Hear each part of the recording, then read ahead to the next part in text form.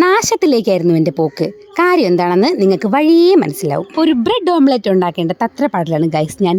Disclaimer: താഴത്തെ അമ്പലത്തിലെ പാട്ട് ബാക്ക്ഗ്രൗണ്ടിൽ നന്നായിട്ട് കേൾക്കാം, നിങ്ങളത് ഇഗ്നോർ ചെയ്യുക.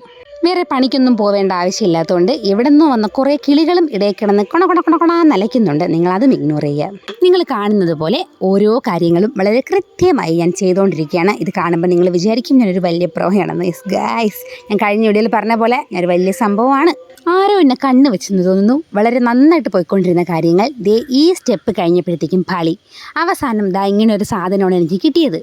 കണ്ടിട്ട് വലിയ മെന്നെ തോന്നാത്തതുകൊണ്ട് ഞാനതിനെ രണ്ടായിട്ട് കട്ട് ചെയ്ത് നടുക്കിച്ചിട്ട് സോസ് ഒഴിച്ചു. എന്നിട്ടും വലിയ ഗുണമൊന്നുമില്ല. രണ്ടും കൽപ്പിച്ച് ഞാനത് കഴിച്ച് നോക്കിയപ്പോഴാണ് ഗൈസ് ഒരു വൃത്തികെട്ട ടേസ്റ്റ്. ഞാൻ വീഡിയോയിൽ കണ്ടതുപോലെയാണ് ഇത് ഉണ്ടാക്കിയത്. പക്ഷേ എന്താണ് എനിക്ക് പറ്റിയത് എനിക്ക് കണ്ടിട്ടും കേട്ടിട്ടും കഴിച്ചിട്ട് മനസ്സിലായില്ല. ഓക്കെ, ബ്രെഡ് വേണ്ട, മുട്ട മാത്രം കഴിക്കാമല്ലോ എന്നും പറഞ്ഞ് ഞാൻ ആ മുട്ടയെല്ലാം കൂടെ പിച്ച് പറിച്ചെടുത്തു. വളരെ പ്രതീക്ഷയോട് കൂടി ഞാൻ എൻ്റെ പൊന്നുമോനത് കൊടുത്തു. അവനും എന്നെ പുച്ഛിച്ച് തള്ളി. മുട്ടയ്ക്ക് പോലും എന്തോ വൃത്തിയുടെ ടേസ്റ്റ് ആയിരുന്നു കേസ്. അങ്ങനെ ഒന്നുമില്ല, ഞാൻ തന്നെ അത്രയും തിന്ന് തീർത്തു.